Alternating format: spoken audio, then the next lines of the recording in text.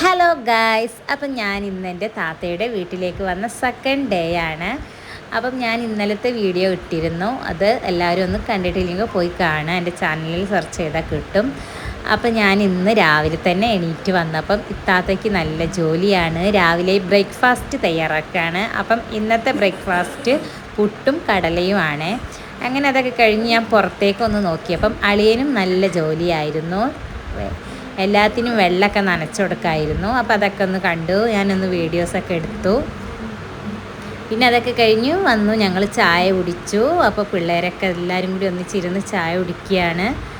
ഇപ്പം പുട്ടും കടലയും ആണല്ലോ, അതൊക്കെ കഴിഞ്ഞു. പിന്നെ ഉച്ചയ്ക്ക് ഉള്ള ഭക്ഷണം റെഡിയാക്കാനായിട്ട് ബിരിയാണിയാണ് ഇന്ന് സ്പെഷ്യലായിട്ട് താത്ത ഉണ്ടാക്കുന്നത്.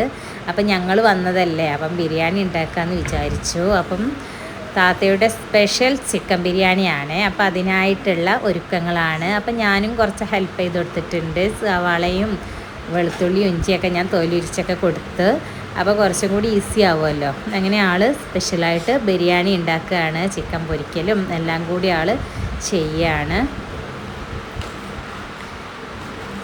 അങ്ങനെ താത്ത ബിരിയാണീൻ്റെ ജോലി അവിടെ എടുത്തുകൊണ്ടിരിക്കുകയാണ്. അപ്പം ഞാൻ വിചാരിച്ചു ഒന്ന് വീടൊക്കെ ഒന്ന് തുടച്ച് കൊടുക്കാമെന്ന് വിചാരിച്ചു. അപ്പം ഞാൻ താത്തയുടെ ആ പണി കഴിയുമ്പോഴേക്കും ഞാനൊന്ന് വീടൊന്ന് തുടച്ച് കൊടുക്കുകയാണ്. അപ്പോൾ എന്നോട് പറഞ്ഞു, നീ ചെയ്യേണ്ട, ഇങ്ങനെ വന്നതല്ല. അപ്പം ഞാൻ പറഞ്ഞു അതൊന്നും കുഴപ്പമില്ല, നമുക്ക് വേഗം പണി കഴിഞ്ഞാൽ വേഗം ഇരിക്കാമല്ലോ. അപ്പോൾ ഞാനൊന്ന് വീടൊക്കെ ഒന്ന് തുടച്ച് കൊടുക്കുകയാണ്. അങ്ങനെ അതൊക്കെ കഴിഞ്ഞ് ഞങ്ങൾ കുളിച്ച് ഫ്രഷായി. അതിന് ശേഷം എല്ലാവരും ഒന്നിച്ചിരുന്നിട്ട് ഫുഡ് കഴിക്കുകയാണ്. അപ്പം നല്ല ടേസ്റ്റ് ഉണ്ടായിരുന്നു ബിരിയാണി കഴിക്കാനായിട്ട്. നല്ല അടിപൊളിയായിട്ടുണ്ട്. ആൾക്ക് ഇങ്ങനെ ചോദിച്ചിരിക്കുന്നുണ്ട് എങ്ങനെയുണ്ട് എൻ്റെ ബിരിയാണി. അപ്പം സത്യം പറഞ്ഞാൽ നല്ല ടേസ്റ്റ് ഉണ്ടായിരുന്നു കേട്ടോ. ചിക്കൻ ബിരിയാണി ഉണ്ടാക്കാനായിട്ട് ആൾ സ്പെഷ്യലാണ്. അപ്പം ഞങ്ങൾ അതെല്ലാവരും കൂടി കഴിച്ചു. നല്ല ടേസ്റ്റ് തന്നെ ആയിരുന്നു. അങ്ങനെ അതൊക്കെ കഴിഞ്ഞു. ഞങ്ങൾ കുറച്ച് നേരം കഥകളൊക്കെ പറഞ്ഞിരുന്നു. പിന്നീട് ഞങ്ങൾ വിചാരിച്ചു എന്തെങ്കിലുമൊക്കെ ഇനി കുറച്ച് നേരം കഴിഞ്ഞപ്പോൾ അതമോട് പറഞ്ഞു, നമുക്ക് പച്ചമാങ്ങ പൊട്ടിച്ച് ഉപ്പും മുളകിട്ട് കഴിക്കാമെന്ന്. അപ്പോൾ താത്തൻ്റെ വീട്ടിൽ നല്ല മാങ്ങ ഒക്കെ ഉണ്ട് കേട്ടോ. അപ്പോൾ ഞാൻ 2 മാങ്ങയൊക്കെ പൊട്ടിച്ച് ഞങ്ങൾ ഉപ്പും മുളകിട്ട് കഴിക്കാൻ വേണ്ടിയിട്ട് അതൊക്കെ ഞാൻ അരിഞ്ഞ് സെറ്റാക്കുകയാണ്. അപ്പം മാങ്ങ ആണെങ്കിലോ ഭയങ്കര പുളിയായിരുന്നു കേട്ടോ. അല്ല, അരിഞ്ഞൊരു കഷ്ണം എടുത്ത് കഴിച്ചപ്പോഴേക്കും ഭയങ്കര പുളിയാണ്. അപ്പം ഞാൻ വിചാരിച്ചു ഉപ്പുമുളകിട്ട് കഴിക്കാൻ വേണ്ടിയായിരുന്നു ഞങ്ങളിത് പൊട്ടിച്ചത്. പക്ഷേ അതിൻ്റെ പുളി കൊണ്ട് നമുക്ക് തോന്നി ഇത് കഴിക്കാൻ പറ്റില്ല. എന്നൊരു പീസ് കഴിച്ച പാടെ ഭയങ്കര പുളി, ഒരു ടേസ്റ്റ് ഉണ്ടായിരുന്നില്ല. പക്ഷേ ഈ മാങ്ങ പഴുത്താലാണ് ഇതിൻ്റെ ടേസ്റ്റ് അറിയുക. അപ്പോൾ പച്ചമാങ്ങ ഒരു ടേസ്റ്റ് ഉണ്ടാവില്ല. അച്ചാറൊക്കെ ഇട്ടാലേ അതിൻ്റെ ഫലം കിട്ടൂ. അപ്പം ഞാൻ മാങ്ങ എടുത്തൊരു കഷ്ണം തിന്ന് നോക്കിയപ്പോൾ നല്ല പുളി. അപ്പം പിന്നെ അങ്ങനെ ആ ടെൻഷനിൽ ഇരിക്കുമ്പോൾ നല്ലൊരു മാങ്ങ കാറ്റടിച്ചപ്പോൾ വീണ് കേട്ടോ. നല്ല അടിപൊളിയായിട്ട് പഴുത്തിട്ടുണ്ട്. അപ്പം പഴുത്ത മാങ്ങ നല്ല ടേസ്റ്റാണ് കഴിക്കാനായിട്ട്. ഈ പച്ചമാങ്ങ കഴിക്കാൻ പറ്റിയില്ലെങ്കിലും ഞങ്ങൾക്കൊരു മാങ്ങ വീണ് കിട്ടിയപ്പോൾ ഞങ്ങളത് മുറിച്ച് കഴിച്ചു.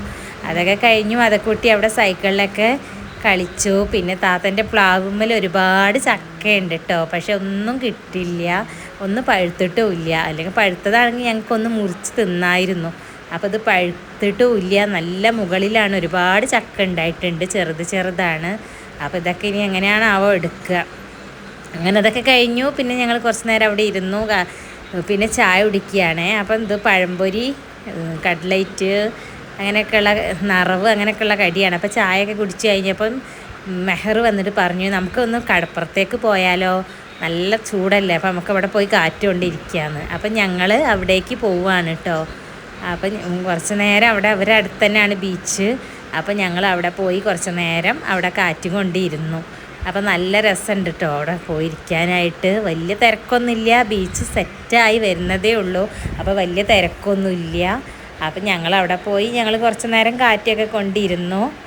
അപ്പം നല്ല രസമായിരുന്നു കേട്ടോ കാണാനായിട്ടും. ഒരുപാട് പേരുടെ കുറവുണ്ട് കേട്ടോ. അപ്പോൾ താത്തയ്ക്ക് 3 കുട്ടികളാണ്.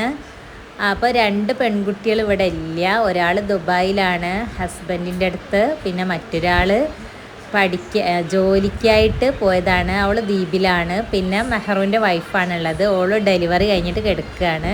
അപ്പോൾ ഒരു 2-3 ദിവസമൊക്കെ കഴിഞ്ഞിട്ടുണ്ട്. ഇനിയിപ്പോൾ 2-3 ദിവസത്തിനുള്ളിൽ ഇങ്ങോട്ട് വരും. അപ്പോൾ ഇപ്പോൾ ആരുമില്ല, അവർ തന്നെ ഉള്ളൂ. അപ്പം ഞങ്ങൾ കൂടി വന്നപ്പോൾ ഇവർക്ക് നല്ല രസമായിട്ടുണ്ട്. വീട് ഒഴിഞ്ഞ് കിടക്കായിരുന്നു. ഞങ്ങൾ വന്നപ്പം നല്ല ഹാപ്പി ആയിട്ടുണ്ട്. അങ്ങനെ ഇതൊക്കെ കഴിഞ്ഞു. പിന്നെ താത്തയ്ക്ക് കുറച്ച് സാധനങ്ങളൊക്കെ വാങ്ങണമെന്ന് പറഞ്ഞിരുന്നു. അപ്പം ഞങ്ങൾ നേരെ കാറ്റ് കൊള്ളലൊക്കെ കഴിഞ്ഞു. പിന്നെ അവിടെ അടുത്തുള്ള ഒരു ഷോപ്പിൽ പോയിരുന്നു. അപ്പോൾ താത്തയ്ക്ക് ചൂലും മറ്റു വീട്ടിലേക്ക് ആവശ്യമായിട്ടുള്ള കുറച്ച് സാധനങ്ങളൊക്കെ വാങ്ങിക്കണം എന്ന് പറഞ്ഞതായിരുന്നു.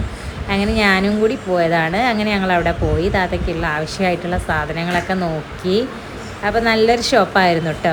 ഒരുപാട് സെലക്ഷനൊക്കെ ഉണ്ടായിരുന്നു. അങ്ങനെ അതൊക്കെ എടുത്തു. പിന്നെ ഞങ്ങൾ വീട്ടിലേക്ക് വരികയാണ്. അപ്പോൾ ഇന്നത്തേക്ക് ഇത്രയേ ഉള്ളൂ.